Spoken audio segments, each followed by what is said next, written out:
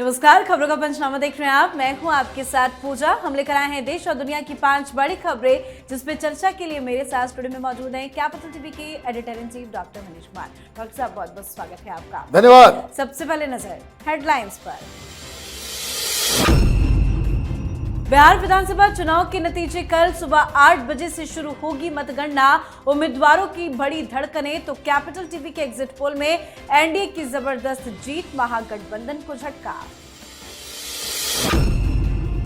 बिहार में नतीजों से पहले सियासी तूफान। आरजेडी बोली असली टाइगर तेजस्वी, जेडीयू बोली टाइगर अभी जिंदा है। बीजेपी के दफ्तर में जश्न की तैयारी। लाल किला ब्लास्ट को सरकार ने माना आतंकी घटना। कैबिनेट में पास हुआ रेजोल्यूशन, तो अमित शाह ने खुफिया अधिकारियों संघ की मीटिंग। अब जल्द होगा धमाका करने वालों का हिसाब। दिल्ली ब्लास्ट केस में ईडी करेगी अल फलाह यूनिवर्सिटी की फंडिंग की जांच। फरीदाबाद, कानपुर, जम्मू, पुलवामा तक रेड जारी। कई गिरफ्तारियां भी हुई। आसिम मुनीर के हाथ में पाकिस्तान का फुल कंट्रोल। संसद में पास हुआ विधेयक। इस्लामाबाद में विस्फोट के बाद हाई अलर्ट पर बलूचिस्तान। खबरों की शुरुआत में सबसे पहले बात बिहार विधानसभा चुनाव की। बिहार विधानसभा चुनाव में रिकॉर्ड मतदान के बाद अब मतगणना की बारी है। मतगणना कल यानी कि 14 नवंबर को होगी। एनडीए और विपक्षी महागठबंधन दोनों ने ही अपनी अपनी जीत का विश्वास जताया। निर्णायक परिणाम तो कल स्पष्ट होगा कि जनता राज्य में सबसे लंबे समय तक मुख्यमंत्री रहे नीतीश कुमार को लगातार 5वें कार्यकाल का मौका देगी या बदलाव का रास्ता चुनेगी। वैसे नतीजे कल आएंगे, पर एग्जिट पोल भी सामने आ चुके हैं। कैपिटल टीवी ने भी अपना एग्जिट पोल जारी किया है। कैपिटल टीवी के एग्जिट पोल के मुताबिक एनडीए को 175 से 190 सीटें, महागठबंधन को 45 से 60 और अदर्स को 5 से 10 सीटें मिलने की उम्मीद है। सर, कल तो नतीजे हैं, लेकिन हमारा एग्जिट पोल भी यही कह रहा है कि एनडीए भारी बहुमत के साथ जीत। देखिए, इसमें कोई डाउट ही नजर नहीं आ रहा है, क्योंकि जो वोटिंग का पैटर्न है, जिस तरह से एग्जिट पोल सारे आए हैं, जिस तरह से ग्राउंड पे हम लोगों ने भी बाकायदा लोगों से राय लेकर के एक प्रोडिक्शन किया है,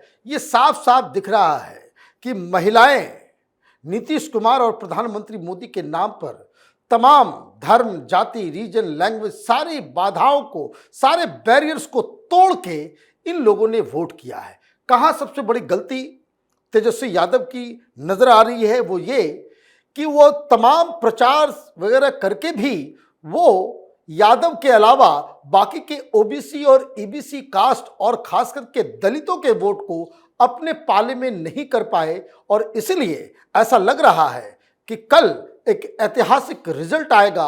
वोटिंग परसेंटेज इतना ज्यादा है, इसलिए ये कहा जा सकता है कि जो भी फैसला आएगा वो बड़ा ही डिसाइसिव आएगा।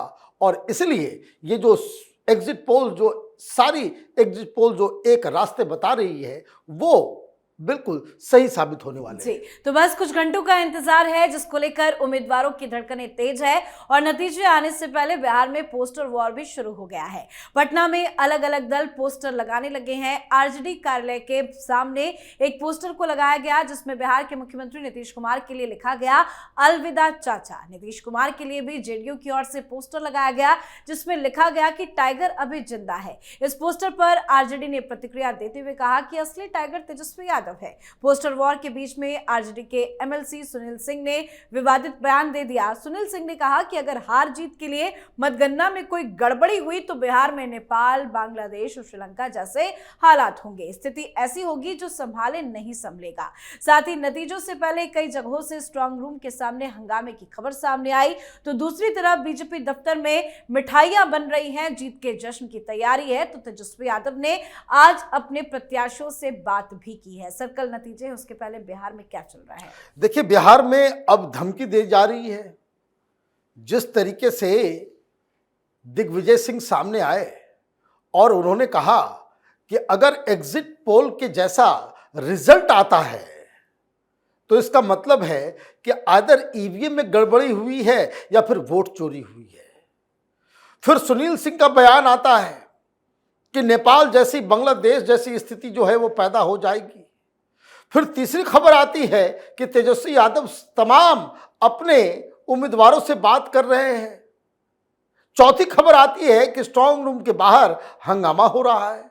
इसका मतलब तो साफ है कि अगर ये जो महागठबंधन है उसके हिसाब से उनके फेवर में रिजल्ट नहीं आएगा तो कल हिंसा, झड़प और बहुत उपद्रव वो बिहार में हो सकता है, यही अंदेशा लग रहा है। जी, अब बात दिल्ली कार ब्लास्ट की। दिल्ली के लाल किला के पास 10 नवंबर की शाम हुए धमाके को केंद्र सरकार ने आधिकारिक रूप से आतंकी घटना मान लिया है। प्रधानमंत्री नरेंद्र मोदी की अध्यक्षता में हुई कैबिनेट बैठक में एक सख्त प्रस्ताव पारित किया गया। इसमें कहा गया कि ये कायराना हमला देश विरोधी ताकतों द्वारा रचा गया था, जिसका उद्देश्य निर्दोष नागरिकों को निशाना बनाना और देश की एकता को चुनौती देना था। कैबिनेट ने इस हमले में मारे गए निर्दोष नागरिकों के प्रति गहरा शोक व्यक्त किया और पीड़ित परिवारों के प्रति संवेदना प्रकट की। साथ ही जल्द बदले की बात भी कही गई। सरकार एक्शन में है। गृह मंत्री अमित शाह ने आज सुबह अपने निजी आवास पर एक आपातकालीन उच्च स्तरीय बैठक बुलाई, जिसमें सुरक्षा एजेंसियों से लेकर इंटेलिजेंस विभाग के शीर्ष अधिकारी शामिल हुए। बैठक में देश भर की सुरक्षा व्यवस्था की समीक्षा की गई और दिल्ली को अवैध सुरक्षा घेरे में लेने का आदेश दिया गया। अमित शाह ने उसके बाद दिल्ली सीएम रेखा गुप्ता के साथ भी अलग से बैठक की है। सरकार ने तो आतंकी हमला करार दिया है। लगातार सुबह से अमित शाह मीटिंग कर रहे हैं। क्या कुछ हो रहा है मीटिंग में? देखिए, सबसे बड़ी चीज क्या है कि बहुत सारे लोग सवाल खड़े करते थे कि भाई किसी को देशद्रोही क्यों कहना है, किसी को गद्दार क्यों कहते हो। अभी आप देखिए, इतनी बड़ी घटना घट गई, हर जगह डॉक्टर्स निकल रहे हैं, ये मीर जाफर है, ये गद्दार है। और जिस तरीके से कंडेमनेशन आना चाहिए था विपक्षी पार्टियों से, तेजस्वी यादव से, ममता बनर्जी से, अरविंद केजरीवाल से, अखिलेश यादव से, वो आवाजें सुनाई दे रही है क्या? उल्टा सवाल किया जा रहा है कि इतना विस्फोटक आ कैसे गया। इनको कोई आइडिया नहीं कि विस्फोटक कहां से आते हैं, कहां से क्या होता है, लेकिन राजनीति शुरू हो गई। कितनी बड़ी समस्या है देश के सामने अभी। एक तो पाकिस्तान, वहां से प्रायोजित जो कश्मीरी टेररिस्ट हुआ करते थे, अब ये पूरे देश में ये सांप जो है वो फैल गए हैं। ये जो डॉक्टरों की और अलग अलग प्रोफेशन से जुड़े हुए लोगों की अलग अलग ये जो आतंकियों का गिरोह सामने आ रहा है, ये मॉड्यूल जो सामने आ रहा है, इसको कर्टेल करना, इसको पकड़ना और इनको पनिश करना, ये केंद्र सरकार की पहली प्रायोरिटी हो गई है। और इसलिए अमित शाह के घर में तमाम एजेंसियां, आईबी इंक्लूडेड, उनके साथ बैठक हुई है। पहले देश के गद्दारों को ढूंढना, उनको चिन्हित करना और उनको पकड़ने का काम ये करना होगा। पाकिस्तान का हिसाब वो तो लिया ही जाएगा, उसके लिए भी तैयारी शुरू हो चुकी है। जी, तो अब जल्द हिसाब होगा। जो भी दोषी और दोषियों का मददगार होगा उसे बख्शा नहीं जाएगा। पुलिस लगातार एक्शन में है। जांच का दायरा बढ़ता ही जा रहा है।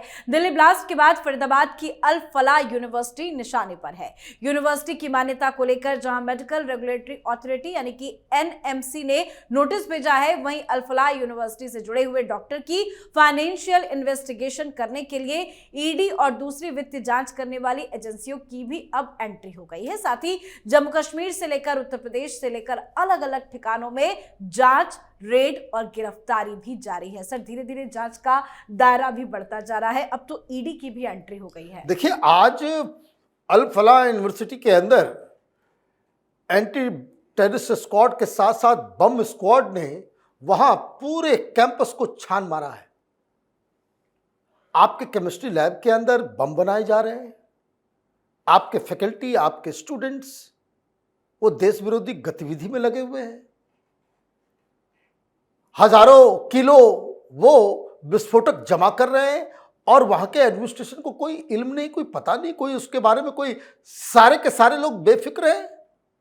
इसका मतलब है कि इस यूनिवर्सिटी के अंदर में एक इकोसिस्टम काम कर रहा है।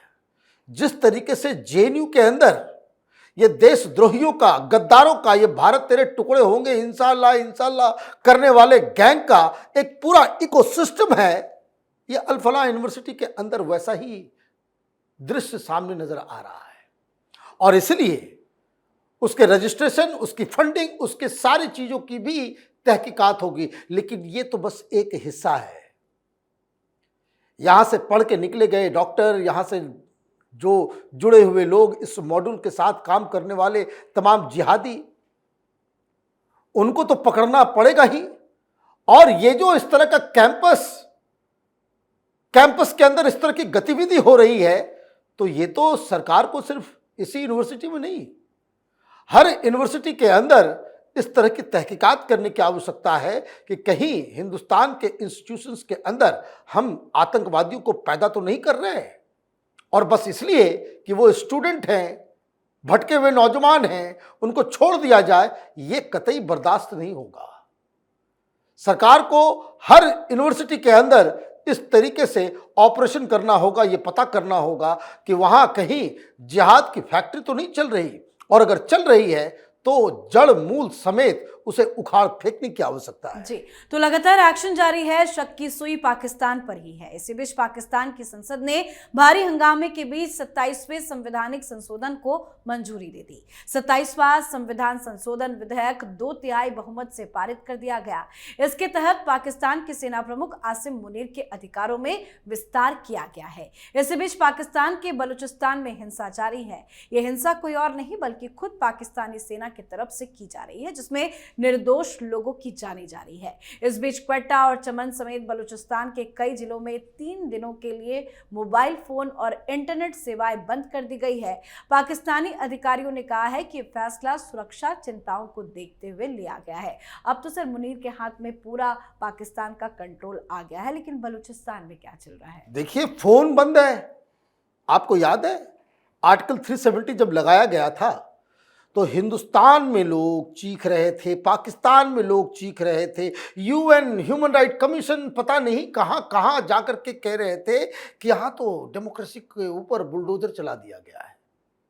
फोन चल रहे थे, इंटरनेट नहीं चल रहा था। और आज बलूचिस्तान के अंदर इतने बड़े 1/3 इलाके पाकिस्तान का, वहां फोन भी बंद है और इंटरनेट भी बंद है। तो इसका मतलब आप समझिए कि एक तानाशाह जिसे आज ही वो ताकत मिली और पहला फैसला उसका डेमोक्रेसी के खिलाफ, क्या होने वाला है? इसका मतलब साफ है कि पाकिस्तान में गृह युद्ध की शुरुआत हो चुकी। अभी बलूचिस्तान को हैंडल करते करते ये परेशान हो जाएंगे, अफगानिस्तान बॉर्डर को कर्टेल करते करते ये परेशान हो जाएंगे। ये लद्दाख टीएलपी वाले जिस तरह से धमकी दे रहे हैं, उससे पूरा पंजाब डिस्टर्ब होने वाला है। और खैबर पख्तूनवा, गिलगित बल्टिस्तान के अंदर ऑलरेडी टीटीपी, तहरीक तालिबान पाकिस्तान, उसका एक्शन जारी है। और पीओके के अंदर फिर से विद्रोह शुरू हो गया है। वो नहीं चाहते कि पाकिस्तान के, तो ये तो ऑलरेडी पाकिस्तान के अंदर डिस्टर्बेंस था, एक तानाशाह को सिर पे बिठाया गया है, तो इसका अंजाम और भी खराब होने जा रहा है। जी, बहुत बहुत धन्यवाद सर बातचीत के लिए। धन्यवाद। तो खबरों का पंचनामा में आज के लिए फिलहाल इतना ही। देश विदेश की बाकी खबरों और उनके सटीक एनालिसिस के लिए देखते रहिए कैपिटल टीवी। हमें लाइक कीजिए, शेयर कीजिए और कैपिटल टीवी को सब्सक्राइब कीजिए। नमस्कार।